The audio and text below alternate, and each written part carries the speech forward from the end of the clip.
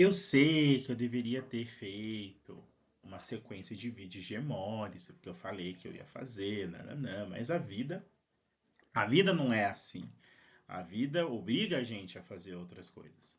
Então, tem um outro tema que eu acho extremamente importante e que eu fiz na forma de um semináriozinho entre parte teórica e parte de casos clínicos que eu queria mostrar aí para vocês. Vamos ver aqui se vocês vão gostar, que é a de, deixa eu ver, casos clínicos em coagulação e doenças hemorrágicas. Aqui gente, essa aula é de fundamental importância para a prática, tá?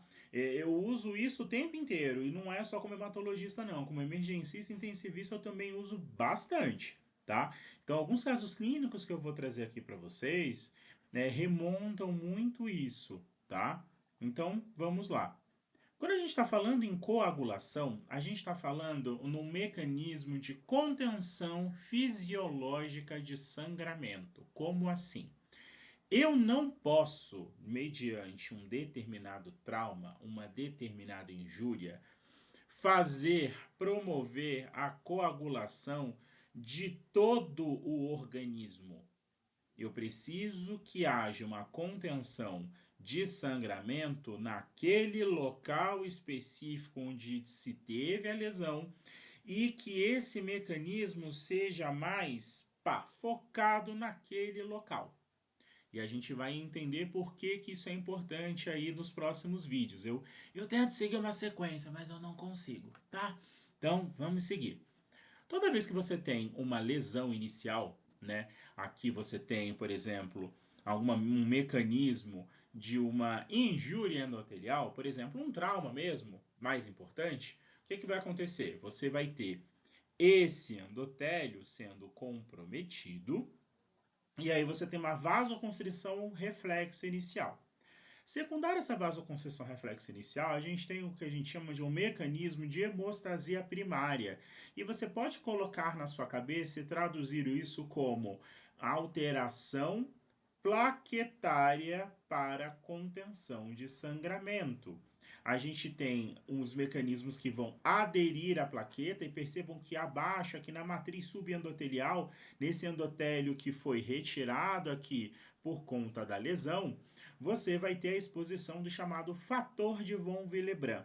O fator de von Willebrand ele vai captar essas plaquetas que possuem receptores para esse fator de von Willebrand, para que haja uma adesão, uma aproximação inicial dessas plaquetas nesse sítio tecidual. Quando a plaqueta ela entra em contato com o receptor fator de von Willebrand, o que, que vai acontecer? Ela vai mudar de forma. Nessa alteração de conformação estrutural, ela vai liberar grânulos de ADP, de tromboxano A2, que vão promover o recrutamento e a agregação, a formação desse tampão hemostático inicial. Além do fator de von Willebrand, você também tem aqui o colágeno, que vai promover toda essa adesão plaquetária e vai ajudar nessa formação desse tampão de cimento que a gente tem aqui, ó, das plaquetinhas, como se fosse os tijolinhos mesmo ali da hemostasia primária. Quando a gente tem a formação desse conglomerado de plaquetas inicial, você vai ter a chamada ativação dos fatores de coagulação, que são proteínas do plasma que em si mesmas elas são inativas.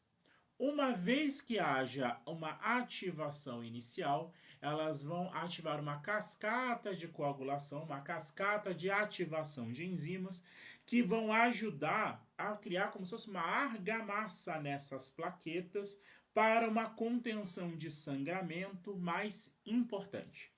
E aqui, quando a gente fala de coagulação, e aí a cabeça de vocês vai nas nuvens, porque vocês acham que vocês têm que decorar em detalhes isso aqui.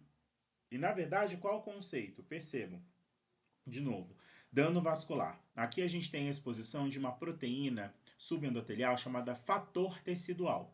Um fator que está no tecido. Eu quero maiores explicações sobre isso. Fator que está no tecido, tá? Só isso. Nesse momento é o que você precisa, tá? Obrigado. E aí o que você vai ter? A exposição desse fator tecidual frente a tudo lá das plaquetas que está acontecendo, adesão, agregação, tudo que está acontecendo lá nas plaquetas, vai fazer com que haja então uma ativação da via de proteínas a partir do fator tecidual, que vai pegar esse fator 7 que está circulando no plasma e que está inativo, e você vai ter a união do fator 7 com o fator tecidual. Isso vai promover uma ativação desse fator 7 com o fator tecidual da via do fator 9. O 9 ele vai se converter em 9 ativado, tá? E esse fator 9 junto do fator 8 ativado vai promover a ativação do fator 10. Não entendi nada, é meio que decorar, mas calma que vocês vão entender qual é a aplicação disso aqui. Quando eu tenho então o fator 7 em relação ao fator 7 ativado, você vai ter a conversão do fator 9 e fator 9 ativado. O fator 8, ele é cofator do fator 9. E ele vai ajudar na perpetuação da formação do coágulo. Por que vai acontecer? Por que esses fatores teciduais eles estão ali? Eles estão inativos. Uma vez que eles são ativados, eles são enzimas que vão ativar outras vezes, são os imogênios, né? Vão ativar outras vezes o fator de coagulação. Por que isso é importante? Porque no final das contas, que eu vou converter o fator 10 em fator 10 ativado, que vai utilizar fator 5 de cofator, vai transformar protrombina em trombina, fibrinogênio em fibrina. A fibrina, ela é a argamassa ali das plaquetas, que vai ajudar na contenção de sangramento. Só que ela não é plaqueta, ela é proteína. Por isso que ela é hemostasia secundária, ela não é primária. Hemostasia primária se refere mais especificamente a plaquetas. Hemostasia secundária a proteínas de coagulação. Beleza? Tranquilo. Só que o que acontece aqui?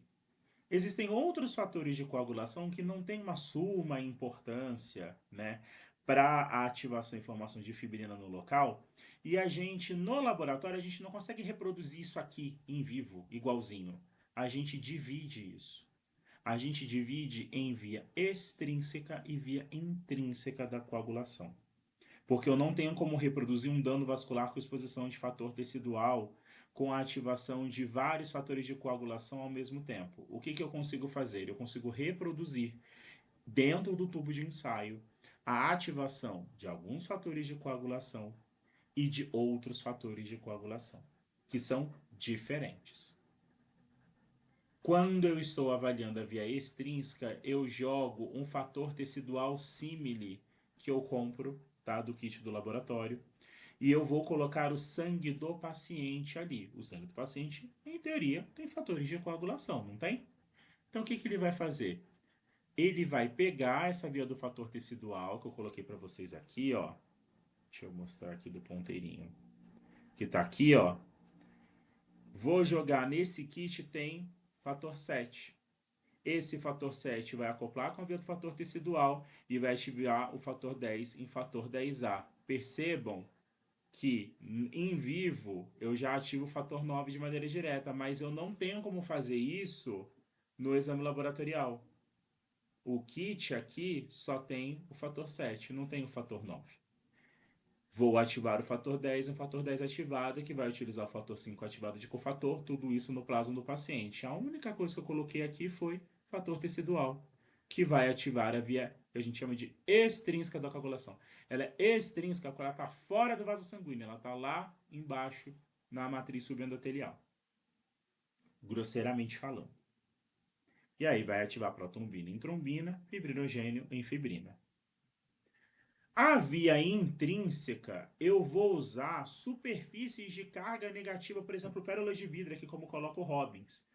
E aí eu vou ativar o fator 12 em fator 12 ativado, que vai ativar o fator 11 em fator 11 ativado, que vai converter o fator 9 em fator 9 ativado, que utilizando o fator 8 ativado, vai ativar a via do fator 10 em fator 10A. Percebam o seguinte, a diferença da ativação da via extrínseca para a via intrínseca é que a via intrínseca, esses fatores de coagulação, em teoria, estão dentro do vaso sanguíneo. Eu não dependo da via da ativação do fator tecidual. É óbvio, gente, que no organismo vivo, isso é diferente. Então, ó, 12, 11, 9, vai ativar o 10, fator 10A, protrombina, intrombina, fibrinogênio e fibrina. Qual é a aplicação desta porcaria, Chico? Então vamos lá. Eu sei que vocês odeiam isso aqui. O que acontece? Tudo isso aqui, dessa ativação dessas vias de fator de coagulação que ativa uma coisa que ativa outra, né? Isso está ocorrendo aonde? Ela está acontecendo no plasma de maneira randômica, de maneira solta? Não. Ela está ocorrendo na superfície da plaqueta. Por isso que para uma ativação de hemostasia secundária de maneira mais adequada, eu preciso de um número de plaquetas, porque é na superfície da plaqueta que um fator de coagulação se conjuga com o outro para torná-lo ativado, para que posteriormente ele siga ativado em outro fator de coagulação, para essa cascata ser ativada e aí eu ter a formação de protrombina, intrombina e depois fibrinogênio e fibrina. Então isso está ocorrendo na superfície da plaqueta. Isso vai ser importante quando a gente falar de trombofilias. Então, o que vai acontecer? Quando eu estou falando de alteração de via extrínseca de coagulação, eu estou falando de tempo de ativação de protrombina. Deixa aqui. Tempo de ativação de protrombina. Eu estou avaliando o que nesse tempo de ativação de protrombina? Principalmente fator 7 de coagulação, mas eu também, indiretamente, estou avaliando o fator 10 também. E a protrombina, de maneira mais específica. Quando eu estou falando de via intrínseca da coagulação, eu estou falando de fatores 12, 11, 9 e 8 da coagulação. Estou avaliando indiretamente também para trombina e trombina, fibrinogênio e fibrina. Por que isso é importante? Existem causas de doenças de hemostasia que são de plaqueta, de hemostasia primária, e que vão se manifestar com um conjunto de manifestações diferentes das doenças de hemostasia secundária. E dentro da hemostasia secundária existem causas de alargamento de tempo de tromboplastina parcial ativado, TTPA, e causas de tempo de ativação de protrombina aumentado, de aumento de INR. Já explico mais para frente. E são diferentes. Então vamos lá. Quando a gente dá o resultado para vocês disso aqui, como é que a gente faz? Você bota o sangue do paciente dentro desse kit do laboratório. Você, na verdade, coloca o kit do laboratório e você coloca o sangue do paciente. E aí você vai avaliar em quanto tempo aquilo vai coagular. E você vai contar com um cronômetro o tempo em que vai demorar para você ter essa coagulação. Então, o tempo de ativação de protrombina ele é contado em segundos. O tempo de tromboplastina parcial ativada, eu pego outro tipo de ensaio, jogo outro tipo de reagente para avaliar a via de coagulação desse paciente com esse outro reagente. E aí eu conto o tempo de ativação da formação do coágulo ali naquele tubinho. O que acontece? Quando eu emito o resultado, eu não emito o resultado só em segundos. No caso do TP, do tempo de protrombina, que avalia via extrínseca da coagulação, eu emito também o que a gente chama de INR. O que é o INR? É um índice de normatização internacional que vai considerar o tempo de protrombina do paciente, o tempo de protrombina de um controle que você tem no laboratório e um índice de normatização para você, porque assim, quando você conta qualquer coisa por tempo, gente, eu conto um tempo, às vezes o cara do laboratório do lado conta 2 segundos a mais ou 2 segundos a menos, e isso ainda está dentro da faixa do normal, tá? É em termos de valores mesmo, em termos de quantidade, de quantificação mesmo de dados, de resultado. Quando eu normatizo por um índice fora do meu laboratório, eu estou aprimorando a qualidade desse exame em termos de resultado. Você emitir como um INR é um índice que você faz que ele vai te dar não só o segundo em si, porque vai aparecer lá o tempo, mas embaixo ele vai padronizar aquilo do ponto de vista internacional. Com o tempo de protrombina, ainda mais, porque você tem um índice de padronização que você joga aí nessa conta.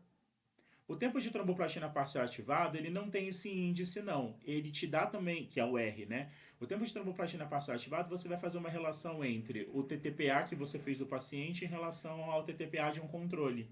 E aí você joga numa fraçãozinha e isso vai te dar um número. Que número é esse? É um número que vai de 1.4 a 1.6 de NR e de 1.4 a 1.6 de R do TTPA. Se o sangue demorar a coagular pela falta de um fator de coagulação, por exemplo, vocês concordam comigo que o coágulo vai levar mais tempo para ser formado?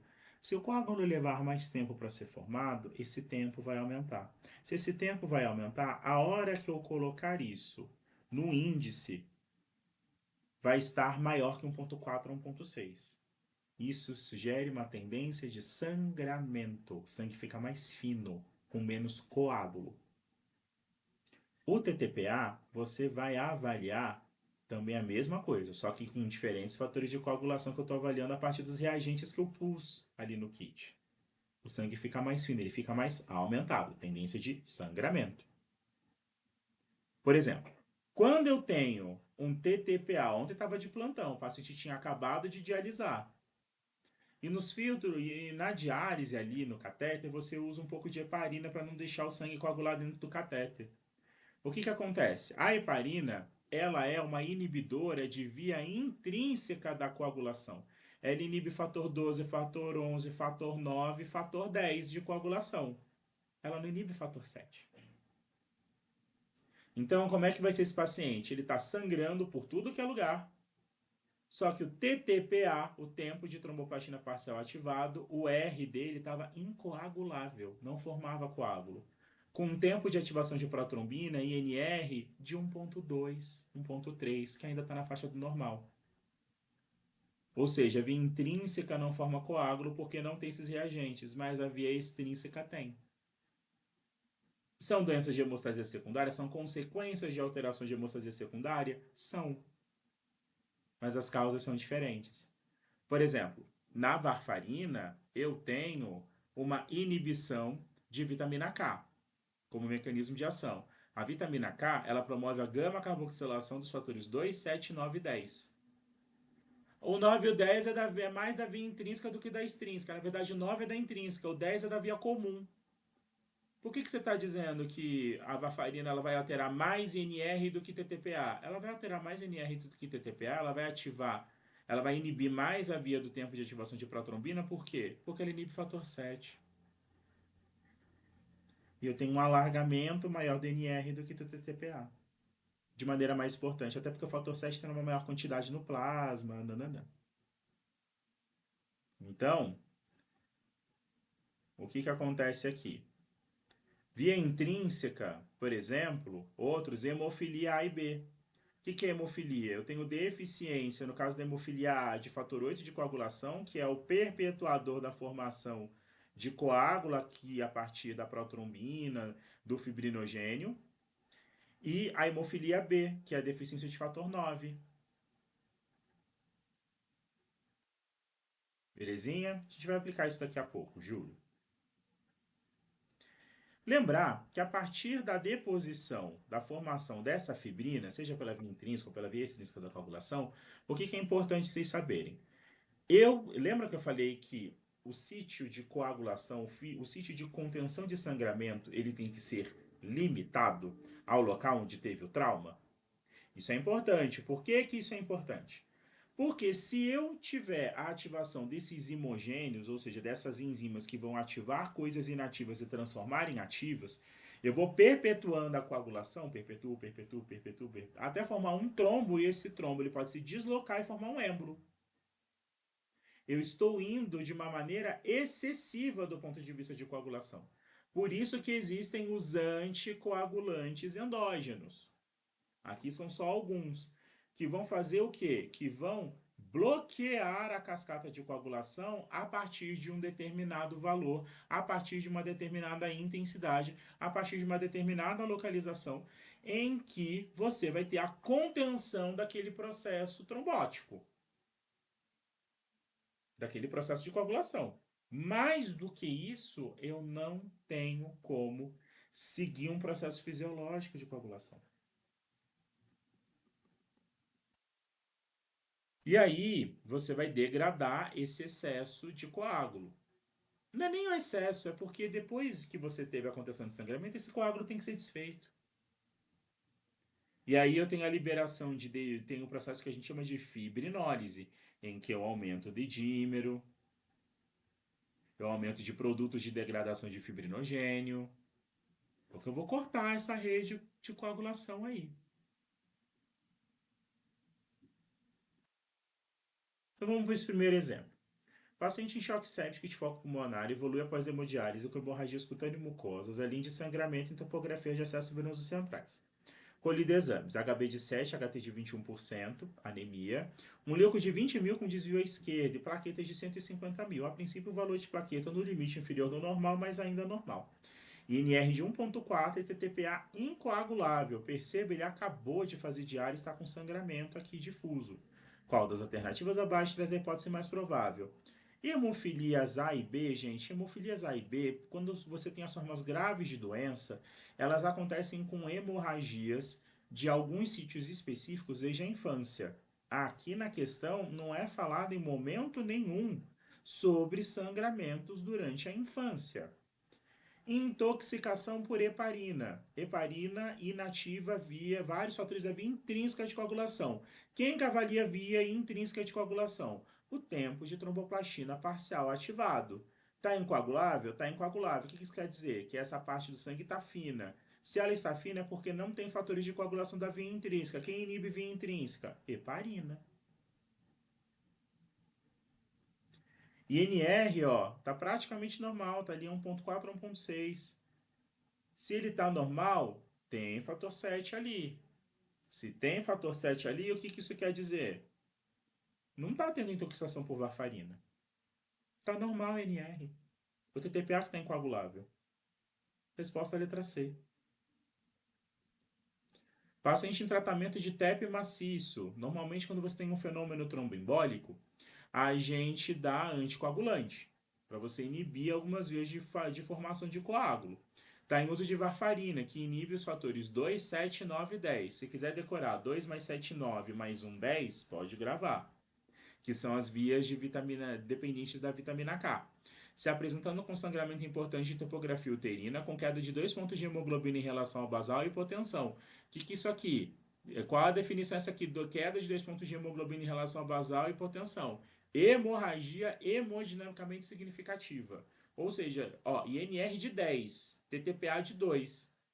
Ah, Chico, você falou que TTPA, o normal era 1.4 a 1.6. Pô, mas isso aqui está um pouco mais aumentado, isso aqui é significativo? Aqui você avalia em relação a NR. Olha como é que está esse NR. 10 vezes, quase, acima do valor normal. Então isso aqui, se eu tenho um alargamento de NR com TTPA normal ou pouco aumentado, sugestivo de intoxicação por varfarina.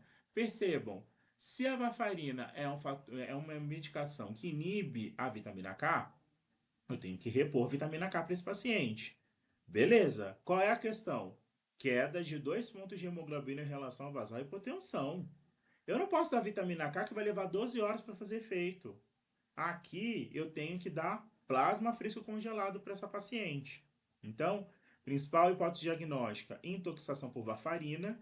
Plasma fresco congelado para reversão em vitamina K ou só vitamina K? Aqui eu tenho que fazer plasma fresco congelado. Se fosse um sangramento de menor monta, sem queda de hemoglobina importante, aqui daria para considerar só a vitamina K. Mas é um NR muito alto. Chico, se fosse intoxicação por heparina, como é que estaria? TTPA muito alto com NR normal ou pouco aumentado. É simples assim? A gente está simplificando bastante coisa, mas no geral, nossa, sabendo isso aqui já é um alívio. Juro.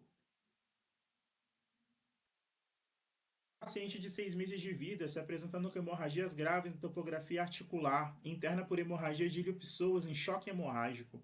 INR normal, TTPA de 3,5.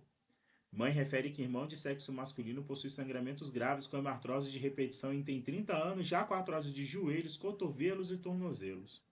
Em relação à principal hipótese diagnóstica, qual das alternativas abaixo traz a correta? Então vamos lá. Aqui, o que, que eu tenho? Hemorragia em sítio articular. Gente, hemorragia em sítio articular tem que levantar uma bandeira na cabeça de vocês, assim. Isso é uma hemofilia até que se prove o contrário. Por que, que a gente pensa nisso? Quando a gente está falando de doenças de hemostasia secundária, a gente está falando de sangramentos em sítios profundos. Isso aqui é importante, eu já chego lá. Quando eu estou falando aqui de pacientezinho de 6 meses de vida, ele tem hemorragia grave em topografia articular. Por quê? É quando o bebezinho começa a andar. É bem na articulação de maior carga, joelho, cotovelo, principalmente tornozelo e joelho. E essa outra informação é de suma importância. Mãe refere que irmão de sexo masculino também tem sangramento grave com hemartrose e artrose. A hemofilia ela é recessiva ligada ao X. Então, homens acometidos com a doença alternam em gerações com mulheres que são portadoras da doença, do gene. Então, provavelmente a mãe do menino, a mãe deles dois, passou o gene para os dois, só que, como é recessiva ligada ao X, a esposa, a menina, a irmã aqui, dois genes X. Só tem um com hemofilia, o outro não, mas ela passou isso para o filho homem. E aí a mãe passou pro irmão dela o quê? O gene com a doença, que aí quando vem com Y, tem redução às vezes grave de níveis de fator 8 ou de fator 9. Percebam o seguinte, existem várias gravidades de hemofilia, nem toda hemofilia é grave, a gente define hemofilia grave quando você tem menos de 1% do fator 8 ou do fator 9 ali dosados em circulação, tá? Mas aqui é a manifestação clínica típica de doença. E por que, que eu estou falando isso? Quando a gente está falando de doença de hemostasia primária, eu estou falando de primária de plaqueta. Quais são as mais comuns? Doença de von Willebrand, que aí eu tenho uma deficiência do fator de von Willebrand subendotelial mesmo. E as outras duas que a gente tem é a trombastenia de Glanzmann e a síndrome de Bernard-Soulier, que são deficiências de outros receptores de plaqueta em relação à glicoproteína 1B aqui é do Bernard-Soulier, tá? E da trombastenia de Glanzmann é do 2B3A que se liga a essa plaqueta ao fibrinogênio. Por que, que isso aqui é importante? Todas essas doenças elas têm manifestações clínicas em comum. Hemorragia cutâneo-mucosa. É racho petequial em pele, é epistaxe, é sangramento gengival, é sangramento de topografia uterina, sangramentos aqui gastrointestinais por hemorragia petequial ali de mucosa intestinal, tá? Então, quando a gente fala hemorragia cutâneo-mucosa, doença de hemostasia primária é de plaqueta. Quando eu estou falando de doença de hemostasia secundária, eu estou falando de hemorragia em sítio profundo. Hemartrose, joelho, tornozelo, ó, quantidade de sangue aqui, ó, da criancinha. Ó aqui no joelho da criancinha.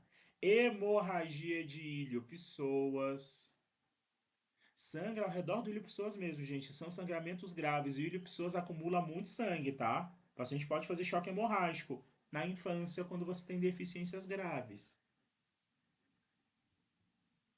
Tá? Belezinha? Então, lembrar aqui na questão, ó. Von Willebrand, trombocitenia de Glasgow e síndrome de Bernard-Soulier, todos são sangramentos cutâneo-mucosos. Não tem sangramento articular. Aí só sobra mesmo a resposta à letra B, hemofilias A ou B. Porque entre a A e a B, gente, aí não tem muita diferença em termos de manifestação, não, tá? É só porque pra gente diferenciar tratamento. Porque se for hemofilia A, eu tenho que repor fator 8 de coagulação. Se for hemofilia B, eu tenho que repor fator 9. Beleza? Tá? E a gente faz esse diagnóstico a partir da dosagem mesmo do fator 8 e do fator 9 de coagulação.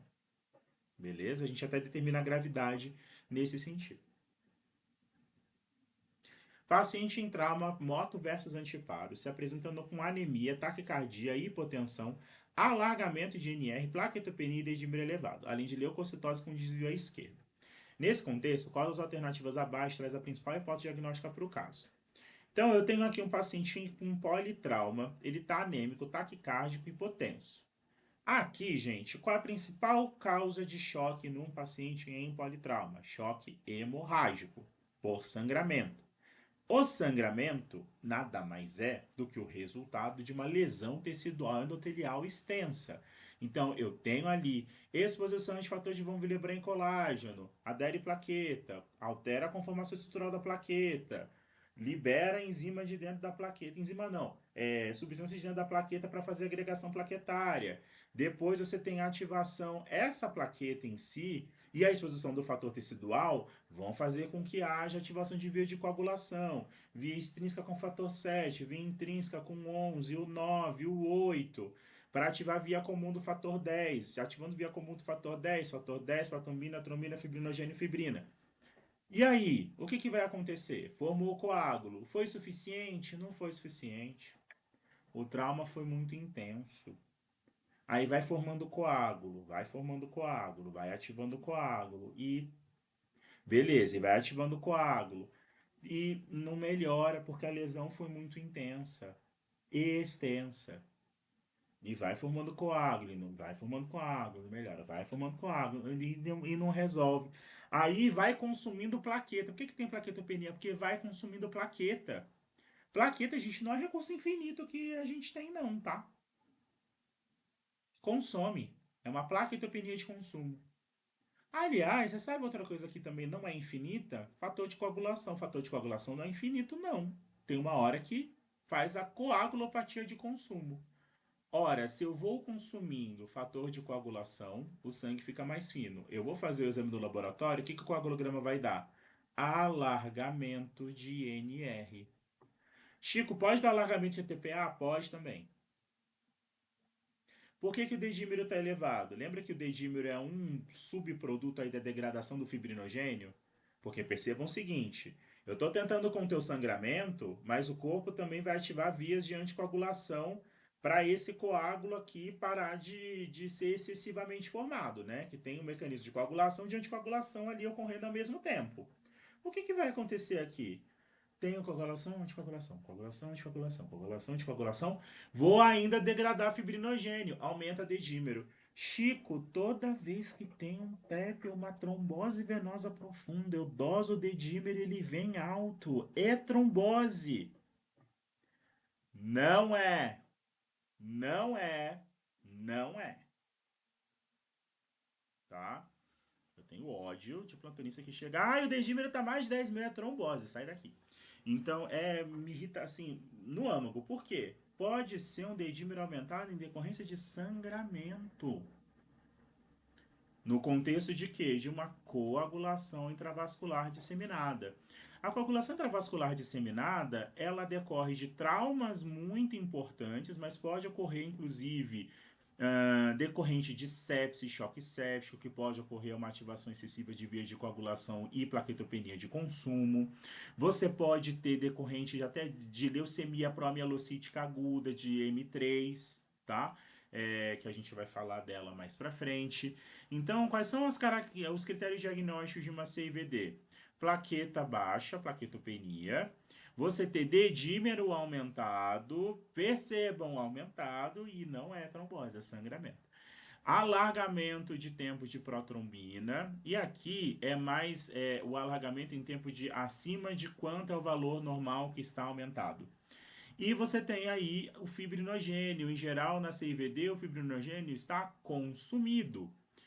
Mais de 5 pontos no score você trata como se fosse CIVD, e aqui é tratar a condição de base, fazer plasma fresco em casos de alargamentos mais importantes acima de 2, 3 GNR, quando o paciente está com algum sangramento associado, pode ter sangramento cutâneo mucoso, porque tem redução de plaqueta, pode ter sangramento de trato gastrointestinal por redução da plaqueta, mas você pode também ter sangramentos ali, melena, né, hematemesis, né? Você pode ter sangramentos cutâneo mucosos também, porque mucosos assim de uma profundidade mais importante por conta de alteração de coagulação.